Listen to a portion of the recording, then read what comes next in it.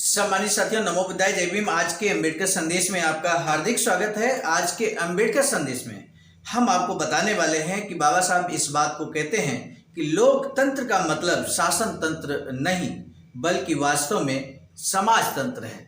अगर वास्तविकता के तौर पर देखा जाए तो लोकतंत्र समाज तंत्र है, लेकिन लोग मानते हैं कि लोकतंत्र शासन तंत्र है। बाबा साहब एक बात और कहते हैं कि पहले राजनीतिक सुधार जरूरी है या पहले सामाजिक सुधार जरूरी है।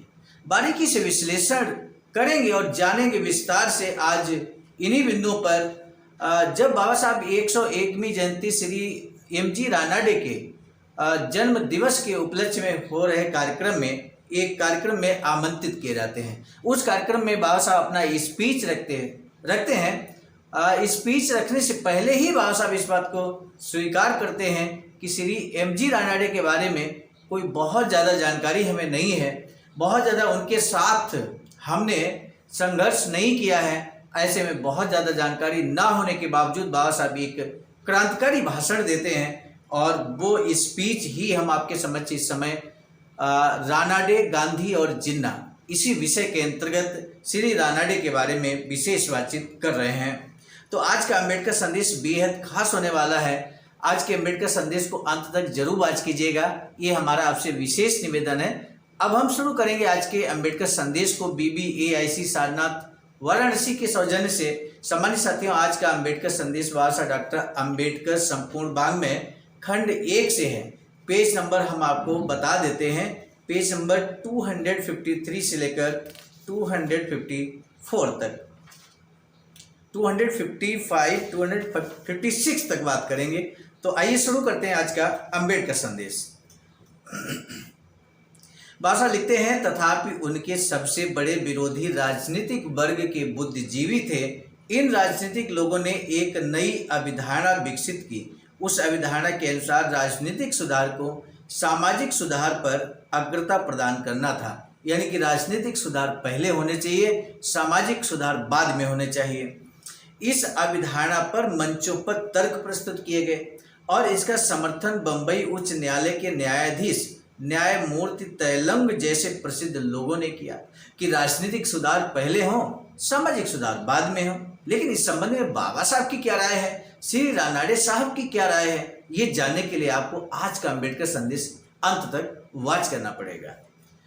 वे एक कुशाग्र बुद्धि के वकील थे। उन्होंने उत्कृष्ट कौशल से एक कार्य किया। इस अवधारणा ने लोगों का ध्यान आकर्षित किया। समाज सुधार आंदोलन के मार्ग में बाधा डालने वाले यदि किसी एक कारण का उत्तरदायी ठहराया जाए तो ये राजनीतिक सुधार की इस मांग को ठहराया जा सकता है। इस अवधारणा का समर्थन नहीं किया जा सकता और मुझे इस बात में कोई संदेह नहीं है कि रानाडे के विरोधी गलत थे और उन्होंने इसके अनुसार काम करके देश का हित नहीं किया। जिस आधार पर न्यायमूर्ति तैलंग ने राजनेताओं की अवधारणा का समर्थन किया था वह वास्तव में तर्कसंगत था, परंतु वह इस बात को पूर्णतया भूल गए कि तर्क विवेक नहीं होता, तर्क विवेक नहीं होता और साहस तर्क नहीं होता। ध्यान दीजिए मेरे साथियों, तर्क विवेक नहीं होता और साहस तर्क नहीं होता। उन्हें सामाजिक तथा राजनीतिक के बीच परस्पर संबंध की वह सही समझ नहीं थी जो इस विषय में रानाडे को थी। कितनी बड़ी बात बाबा साहब ने यहाँ पर कह दी है। उच्च न्यायालय के न्यायाधीश ने जो यहाँ पर समर्थन किया कि राजनीतिक सुधार पहले होना चाहिए और सामाजिक सुधार बाद में होने चाहिए, लेकिन श्री रानाडे का मानना था कि राजनीतिक सुधार बाद में पहले सामाजिक सुधार होने चाहिए। तब बाबा साहब इस बात को कहते हैं कि श्री रानाडे के पास जो बुद्धि, विवेक और तर्क क्षमता थी वो उतना उन जज के पास नहीं थी। इस बात को बाबा साहब कहते हैं। आइए हम इस अवधारणा के कारणों की जांच करें। जो तर्क दिए गए थे वे बहुत प्रभावशाली नहीं थे, परंतु मैं उन सबसे प्रभावशाली तर्कों का सामना करने के लिए तैयार हूँ जो दिए जा सकते थे। फिर भी ये अवधारणा टिक नहीं पाएगी। मुझे जो बातें सबसे अधिक प्रभावशाली प्रतीत होती हैं वे हैं, सर्वप्रथम ये कहा जा सकता है कि हम पहले राजनीतिक शक्ति चाहते हैं क्योंकि हम लोगों के अधिकारों की रक्षा करना चाहते हैं। जो तर्क यहाँ दिया जा रहा है कि हम पहले राजनीतिक अधिकार चाहते हैं, राजनीतिक शक्ति चाहते हैं, क्योंकि हमारे पास जो अधिकार नहीं है, हम उन अधिकारों को प्राप्त कर सकते हैं राजनीतिक शक्ति के द्वारा। ये बात यहाँ पर कही जा रही है। यह उत्तर सरकार के एक बहुत ही साधारण सिद्धांत की उपज है, जिसका प्रतिपादन अमेरिकी राजनेता जेफरसन ने किया था। उनके मत अनुसार राजनीति राज्य द्वारा शासन का केवल एक कार्य है, जिससे कि लोगों के अधिकारों को बिना किसी बाधा के बनाए रखा जा सके। मान लीजिए कि यह सिद्धांत ठोस है। प्रश्न यह है कि यदि कोई अधिकार है ही नहीं तो राज्य शासन किस पर करेगा? कोई अधिकार है ही नहीं तो राज्य शासन किस पर करेगा? बाबा साहब आगे लिखते हैं कि शासन के पक्ष को गंभीरता प्रदान करने के लिए अधिकार तो होने ही चाहिए।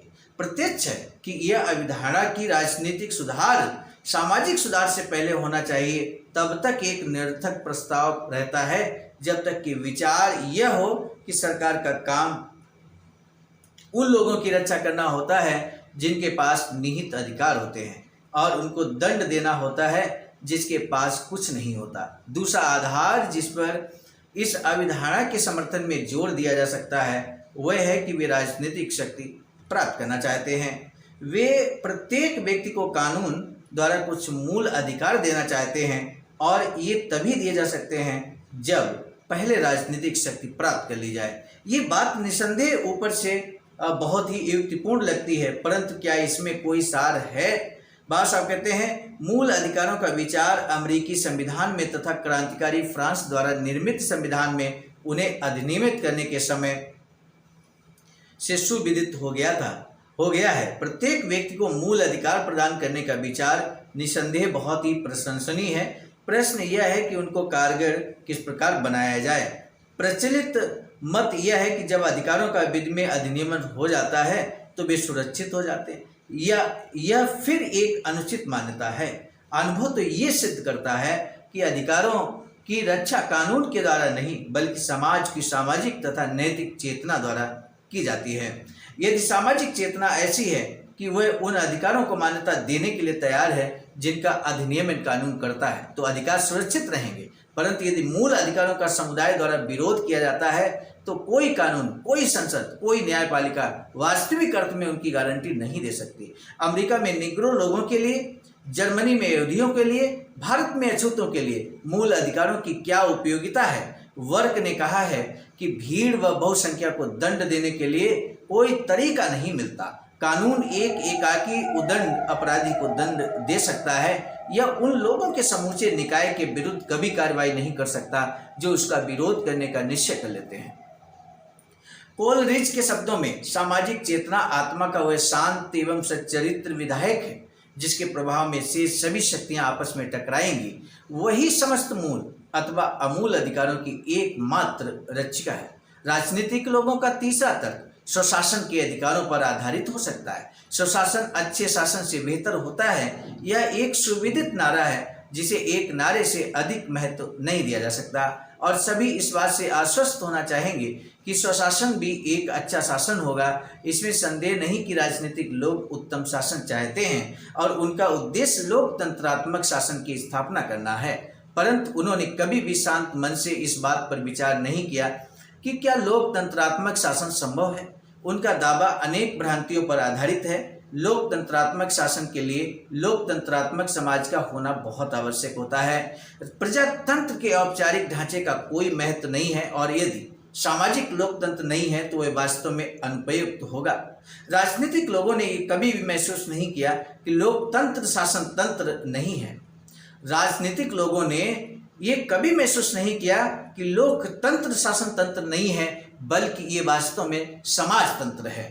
लोकतंत्रात्मक समाज के लिए यह आवश्यक नहीं है कि उसमें एकता, सामुदायिक उद्देश्य, लोकहित के प्रति निष्ठा तथा पारस्परिक सहानुभूति जैसी विशेषताएं हों, परंतु उसके लिए दो बातें तो सुस्पष्ट रूप में आवश्यक होती हैं। पहली है मनोवृत्ति, अपने साथियों के प्रति समानता तथा आदर का भाव। दूसरी है एक सामाजिक संगठन जो कठोर सामाजिक बंधनों से मुक्त हो। लोकतंत्र की अलगाव थलगाव तथा एकांतिकता के साथ संगति नहीं होती। उनके फलस्वरूप सुविधा प्राप्त एवं सुविधा विहीन लोगों के बीच दरार पैदा होती है। दुर्भाग्यवश रानाडे के विरोधियों ने इस तथ्य की सच्चाई को कभी भी महसूस नहीं किया। इसकी परख के लिए कोई भी कसौटी अपनाई जा सकती है और उससे ये पता चलेगा कि इस विवाद में रानाडे ने जो रुख और कार्ययोजना अपनाई है, भले ही वे राजनीतिक सुधार की पूर्व आवश्यकताएं नहीं थीं, पर वे सही तथा बुनियादी थी। रानाडे ने ये तर्क दिया कि हिंदू समाज में ऐसे कोई अधिकार नहीं है जिन्हें मनुष्य नैतिक दृष्टि से मान्यता दे सके। उसमें मुट्ठी भर लोगों के विशेष सुविधाएं और विशाल बहुसंख्यक जनसमूह के लिए घोर असुविधाएं थीं। रानाडे ने अधिकार सृजन के लिए संघर्ष किया। ध्यान दीजिए मेरे साथियों, रानाडे ने किस कार्य किया, यहाँ पर संघर्ष किया। तो रानाडे ने अधिकार सृजन के लिए संघर्ष किया। रानाडे हिंदू समाज की रुग्ण तथा मृत प्राय चेतना में जीवन का संचार करना चाहते हैं। रानाडे एक ऐसे सामाजिक लोकतंत्र का निर्माण करना चाहते थे जिसके बिना किसी प्रकार की निश्चित तथा स्थायी राजनीति हो ही नहीं सकती। संघर्ष दो परस्पर विरोधी दृष्टिकोणों के बीच था और वह इस प्रश्न पर केंद्रित था कि एक राष्ट्र के जीवित रहने के लिए राजनीतिक स्वतंत्रता तथा सशक्त नैतिक ताने बाने में से कौन सा अधिक महत्वपूर्ण है। रानाडे का विचार था कि नैतिक बल राजनीतिक स्वतंत्रता से अधिक महत्वपूर्ण है। यही विचार महान इतिहासकार लेकी का भी था।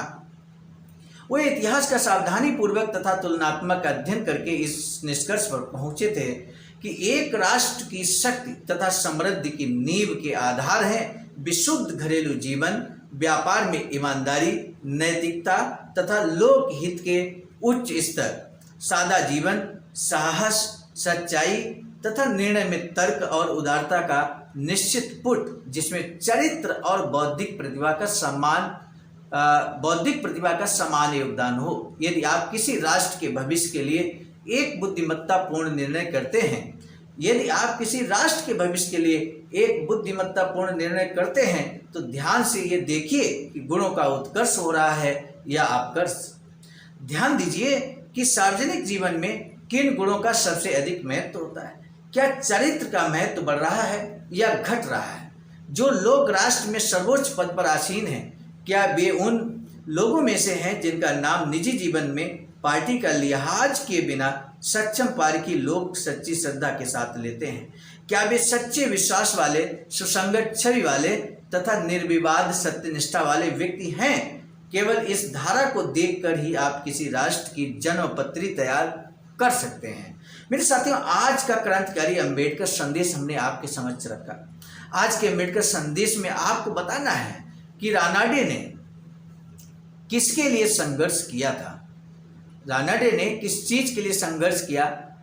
इस प्रश्न का जवाब आपको देना है। अब भी कुछ देर पहले हमने इस बात का जिक्र किया है कि रानाडे ने जिस कार्य के लिए, जिस उद्देश्य के लिए संघर्ष किया, स्पष्ट तौर पर हमने आपको बताया है। आज के अंबेडकर संदेश को रोकने से पहले एक बार पुनः निवेदन कि यदि आपने हमारे चैनल आवाज का ऑफिशियल को अभी तक सब्सक्राइब नहीं किया है तो बेल आइकन के साथ जरूर सब्सक्राइब कर लें। चैनल को सब्सक्राइब करने के ठीक उपरांत आज के अंबेडकर संदेश को जन जन तक पहुंचाने के लिए शेयर जरूर कीजिएगा। इसी निवेदन के साथ दीजिए इजाजत। आप सभी को सादर नमो बुद्धाय, जय भीम। सामान्य साथियों, हम एक महत्वपूर्ण बात बताना उचित समझते हैं। बाबा साहब की अधूरी इच्छा के अनुरूप एक वैचारिकी सेंटर निर्माणाधीन है सारनाथ वाराणसी में, जहां पर 14,000 स्क्वायर फीट जमीन परचेज कर ली गई है ring road, green city, Faridpur, Sarnath में।